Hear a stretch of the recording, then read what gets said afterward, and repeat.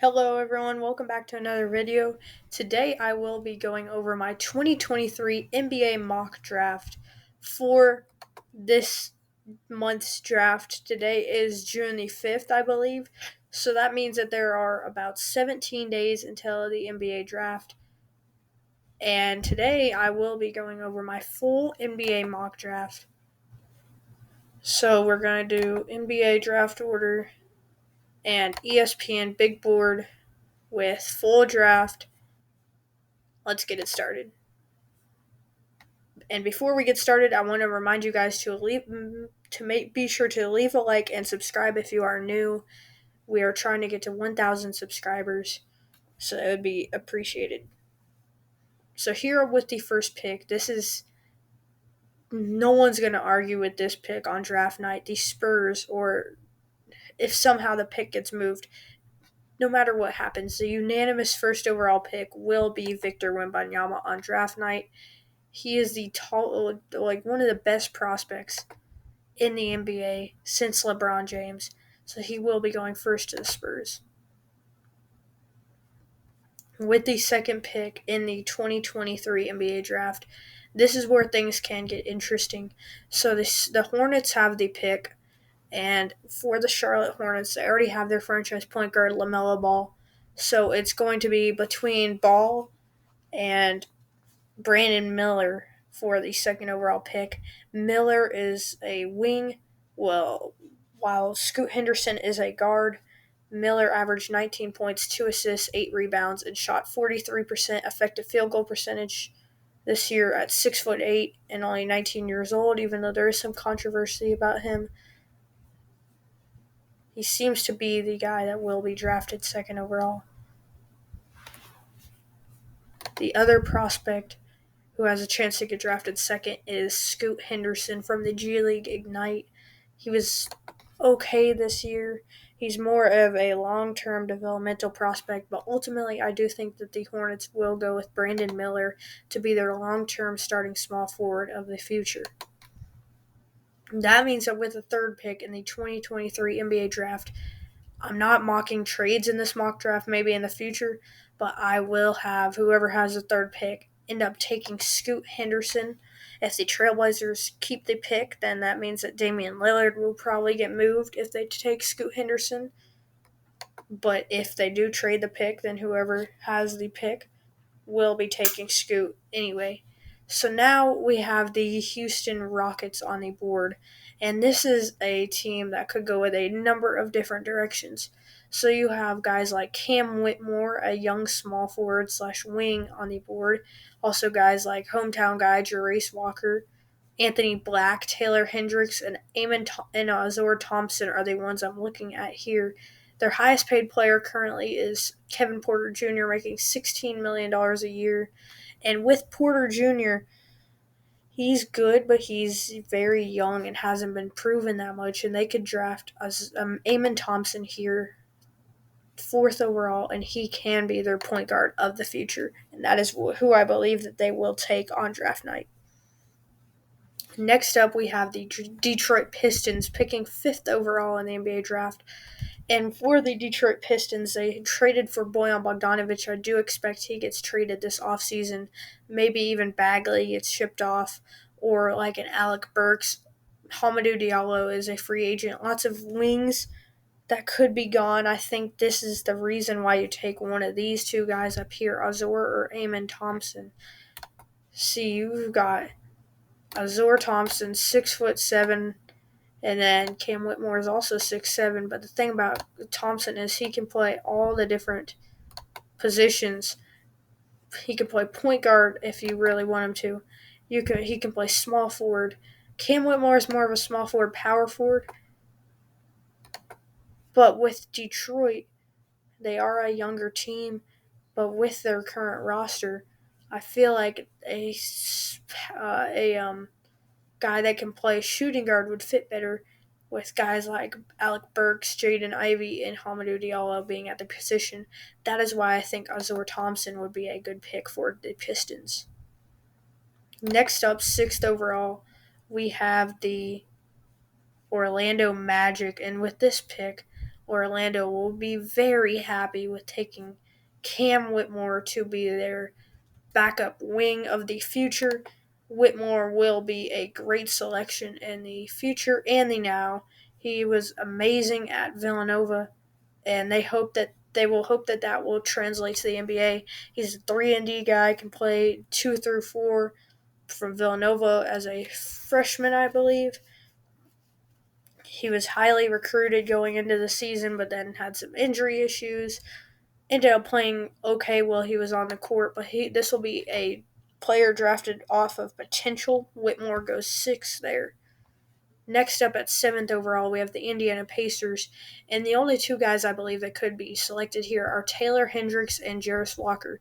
They're trying to find a starting power forward since right now their power forward rotation is Jordan Nora, Jalen Smith, and James Johnson, really. So anything would be an upgrade over them. But the debate is between Walker and Hendricks. If you take a look at Walker, he's a 6'7", 233-pound freshman power forward from Houston who averaged 11 points, 2 assists, and 7 rebounds, shooting 47% effective field goal percentage this year. He is ranked 7th on ESPN, and he's a dominant physical presence. But on the other hand, you have Hendricks, who's more of a scorer slash 3 and D guy. He's much taller at 6'9", a little bit less weight at 210, about 20 pounds less. It doesn't show his stats here, but he could end up being a really good player. Let's open up the college basketball reference that we will be using for the rest of the video. If you take a look at Taylor Hendricks this year,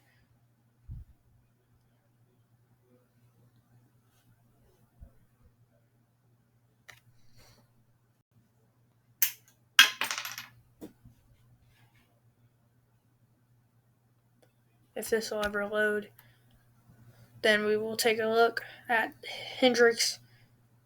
Yes, it does. Taylor Hendricks this year as a freshman at the University of Central Florida.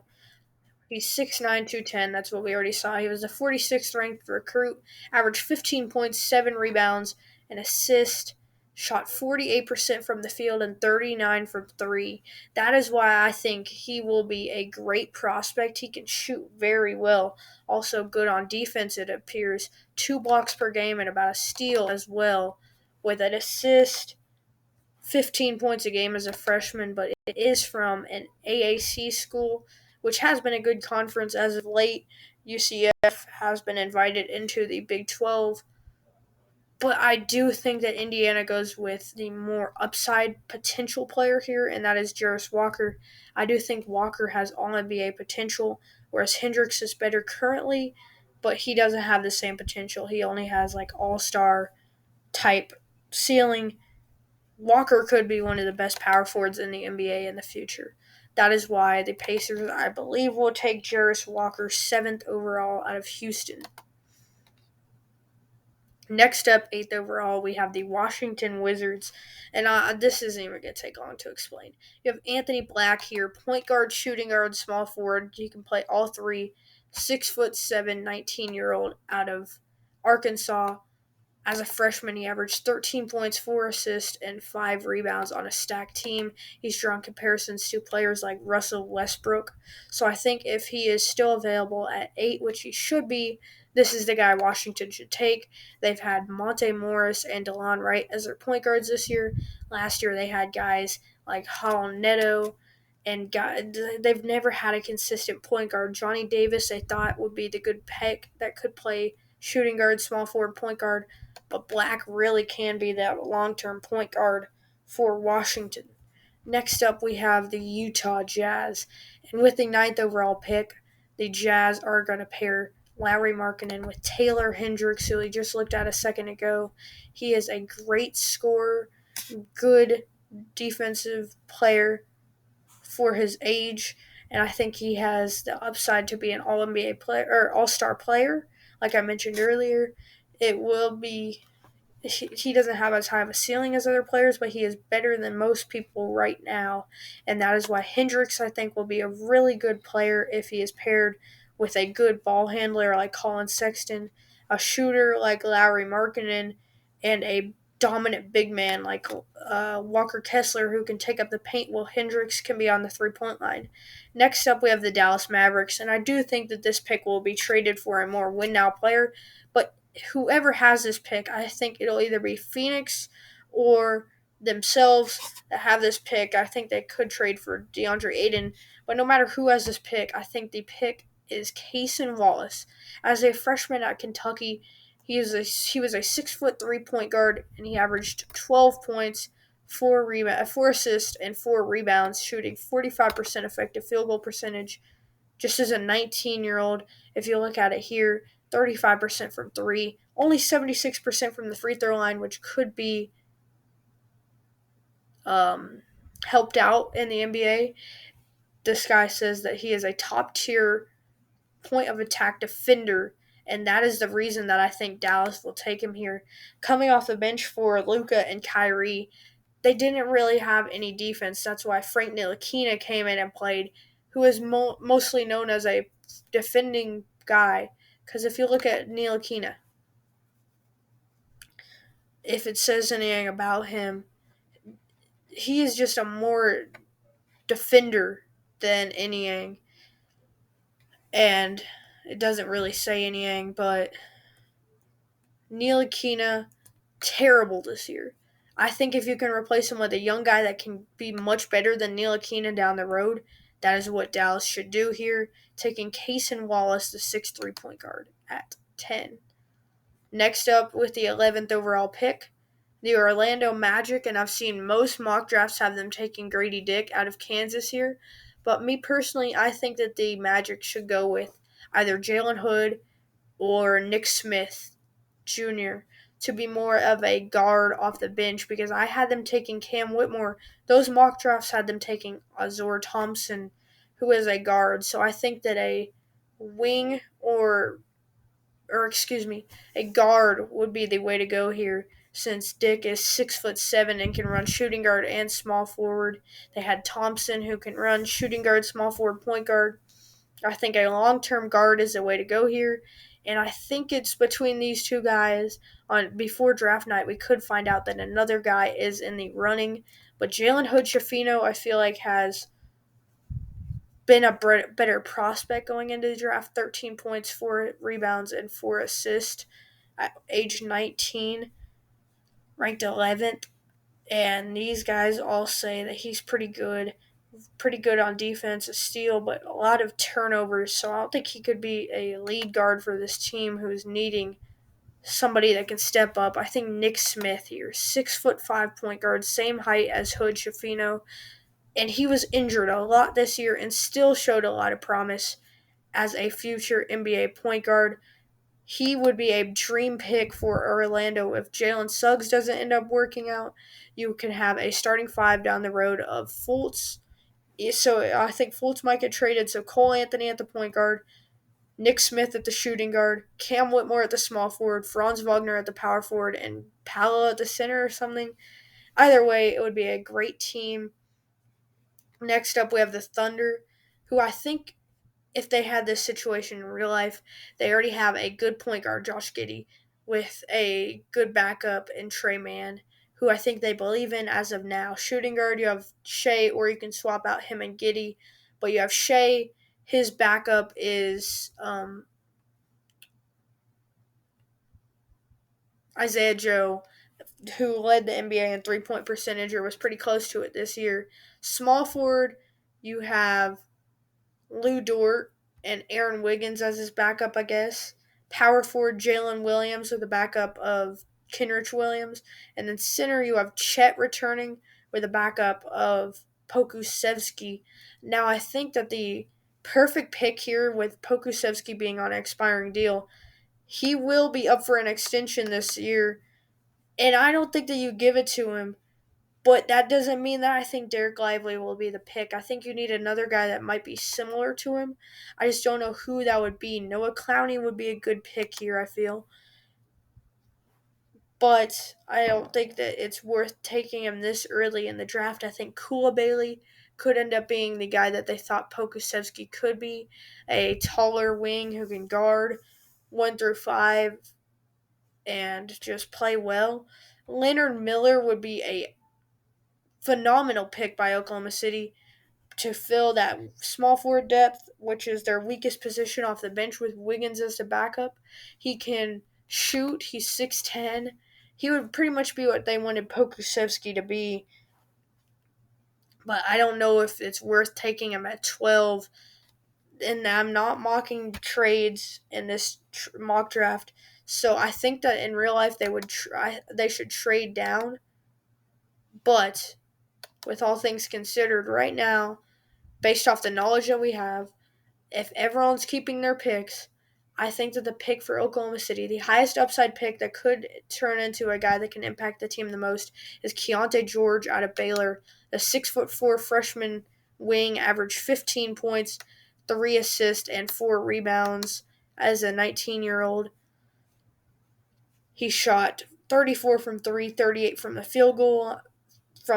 field, and he can score from 3 and mid-range and drive as well. He can draw fouls, grab rebounds, but the only thing is his assists, so he's not going to really be a long-term point guard. But the thing for George is he can run shooting guard and small forward. So if Isaiah Joe ends up having a down year, you can have George in that lineup. I think he is the perfect player for Oklahoma City to draft if he is still available at 12 on the big night. Next up, at 13th overall, we have the Toronto Raptors. And for the Raptors, I think that this pick could get traded, especially if they trade for Damian Lillard, for the third overall pick. But I think that the pick that they go with here, Gary Trent has a player option. He's probably going to decline it. So I think you take Grady Dick here. Don't let him slide past you. He can be the next Gary Trent, a good kind of athletic guy that's a sharpshooter. Not the best defender, but a good scorer. And that's what they are looking for there if Trent declines that player option. Next, we have the New Orleans Pelicans, and they have been linked to some Jonas Valanciunas trade rumors. Jackson Hayes is young and kind of unproven, but he was a lottery pick who has not really worked out. And then Billy Hernan-Gomez only has 1 year left on his deal. I think a big man would work out the most here, but there's also some positions that are in much greater need than the center spot. You have point guard with CJ McCollum, who's aging. You could draft a guy that can replace him down the line, since Kyra Lewis and Dyson Daniels haven't shown much promise. I know Daniels could still end up being good. At power forward, you have Zion, who knows if he'll ever be healthy, and Trey Murphy the third as his backup. Murphy has shown promise, but he can't run the show by himself. I think a good pick here would be Chris Murray, who could sneak up into the lottery. Derek Lively might go here. But a guy that I think could be perfect for this New Orleans team, a guy that could play power forward and center at 6'10", 205, Noah Clowney, who averaged 10 points and 8 rebounds. New Orleans could go for a more developmental player since their team is kind of win now right now. Clowney, not a good shooter, as you can see with the 3-point percentage, but once he's in the paint, 67% from the field. He's got a good offensive rating, amazing defensive rating. This would be an amazing pick by New Orleans, and he will probably still be on the board, ranked 20th overall on the big board. Next, we have the Atlanta Hawks at 15, picking at 15 again because I believe last year AJ Griffin was the 15th overall pick. But if they can draft a backup point guard for Trae Young, I think that's their first need, with Aaron Holiday not really being that great this year. Their second need that they could get in this draft is a backup wing, shooting guard, small forward, power forward, and that is what I believe that they will take in this draft. I think Jet Howard is who they will take. He's a guy, 6'8", can play small forward, shooting guard, and power forward. He's 6'8", 215, 14 points, 3 rebounds a game at Michigan, playing under his dad, Juwan Howard, as a sophomore, I believe. No, freshman, actually. He was pretty good this year at Michigan, showed a lot of improvement throughout the year, and I think he would be a great pick for Atlanta here.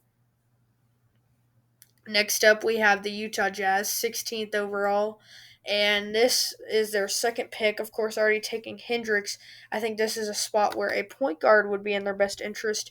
And with Jalen Hood Schifino still being available, I think that is a pick that they go with. He's a 6'5 athletic, explosive guard, 14, 4, and 4 a game as a freshman for Indiana, and I think he's just so perfect for this Jazz team coming off the bench for Sexton and maybe even Horton Tucker next year.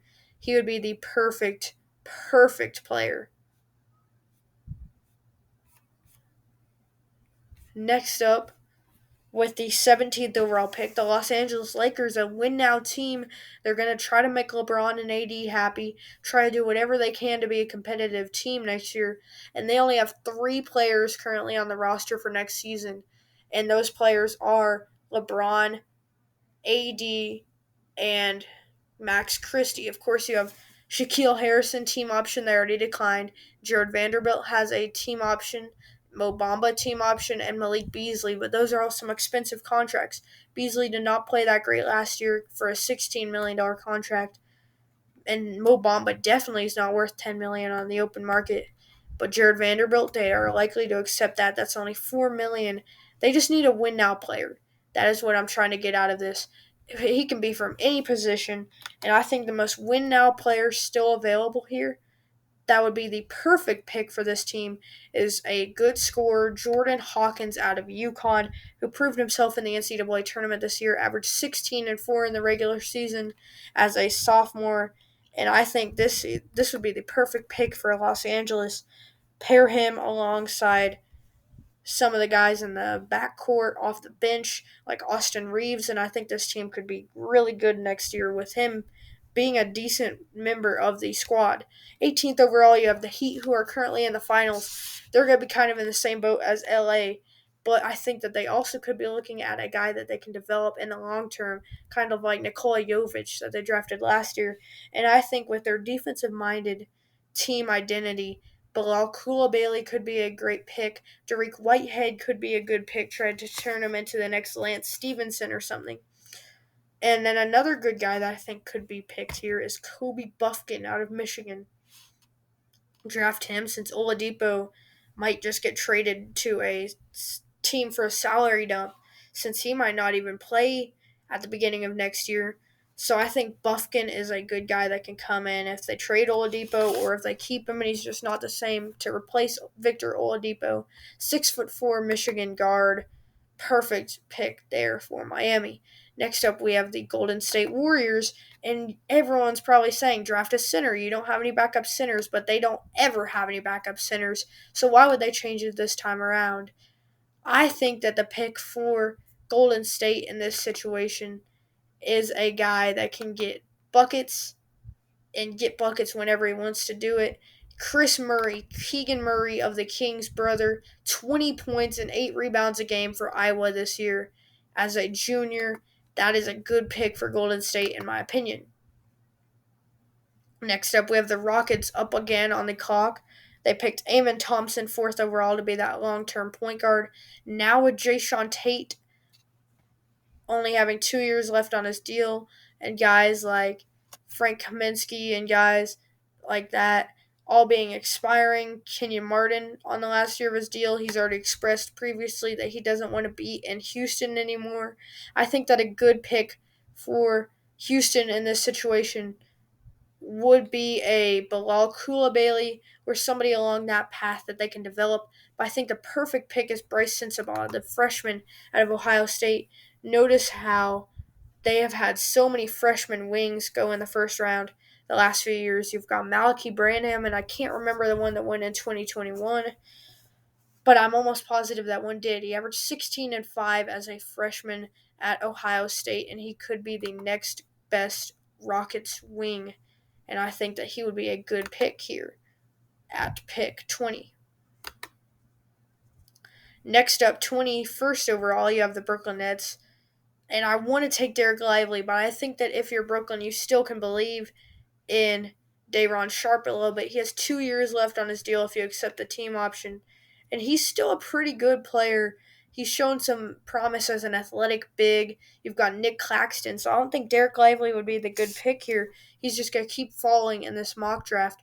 I think the good pick here would be a guy that can play shooting guard and point guard. With Spencer Dinwiddie getting expensive on the last year of his deal, he might get traded. And then Patty Mills also in the last year of his deal, a good veteran that might get traded. So I think that the good pick here would be a guy that can play shooting guard and point guard. I just don't see anything like that right now, but I think Terquavion Smith will sneak into the first round and be the Brooklyn Nets pick, 21st overall, 20 spots higher than what he is projected to go at. Then now the Nets with back-to-back picks. I think a power forward is a good pick here. And I'm thinking G.G. Jackson out of South Carolina, a guy that could score as a freshman at South Carolina at just 19 years of age, has shown some promise athletically. People were saying he could go as high as 12th to the Thunder, so I'm sure the Nets would be happy to get him right there. Next up, the Blazers. And with Scoot Henderson already being on the team or somewhere else in this mock draft, I think a good guy to take would be Bilal Coulibaly. He's a great defender, showed that playing alongside Victor Wembanyama, and he might be a bust, but you'll never know until you draft him. The only reason I say he could be a bust is because he was only getting a lot of hype this year because he was Victor Wembanyama's teammate. If he was on a different French team, he would probably be an end of the second round pick or draft and stash at the very, very end of the second round, maybe even next year or 2 years down the line. Next up, we have the Kings, and I think a good pick here would be Derek Lively finally going off the board to be a backup big for Sabonis, with Rashawn Holmes being really expensive. Then you've got Medu and Lynn being free agents. So I'm going to have them take Derek Lively the second in this mock draft. Projected to go 12, ends up falling 12 spots to 24 to Sacramento. Next up, we have the Memphis Grizzlies, and the Grizzlies are in need of some wings for sure. With Dylan Brooks, might not ever being able to play another game in the NBA, and then Zaire Williams has kind of proven himself. You don't want him to really be a starter right now, though. And then you got like David Roddy, who you traded a lot to get, and he didn't play that great as a freshman. You need to take a small forward here. If I'm Memphis, that's what I'm doing. And the guys that I'm looking at are Max Lewis and Leonard Miller. Lewis was originally projected to go in the lottery, fell a little bit as a sophomore at Pepperdine. He averaged 17, 3, and 6. And I think he would be a great pick here for Memphis. You don't have to play him right away. You could get a good small forward for the mid-level exception on a one-year deal, even though that mid-level exception isn't the same this year with the new CBA. I think it would still be a good pick here.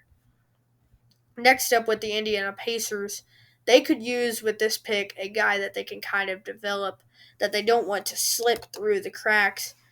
And I don't know who that could be, but they have a good core already, and I don't think that they really, really need a guy that could average 10, 15 points immediately with good guys at each position. And Derek Lively would be a perfect pick if he was still available at this spot. But of course, going 2 spots ago, I think this would be a great pick for Ryan Rupert to finally go. Maybe you can draft and stash him. Maybe you just sit him on the bench for a whole year and send him to the G League for a while. He could get really developed sitting behind Chris Duarte, who's like a 25-year-old third-year player, and Benedict Mathurin this year. 27th is the Hornets, who took Brandon Miller second, so they don't really need another wing. But I think a young guard would be a good fit for this team, and I see Amari Bailey is listed as a point guard, and I like that. I just don't think he's a natural point guard, so that makes me want to go look at the centers. Of course, never mind, you already have lots of guys at that position. So now shooting guards, I think, would be a good position. And Dariq Whitehead, I see him. He is a good, really young guy for this team. And so now I guess we're just doing first round. This pick, thank you guys for watching. This video is about to end in about 10 seconds unintentionally. Be sure to leave a like and subscribe. I might do round 2 in the future.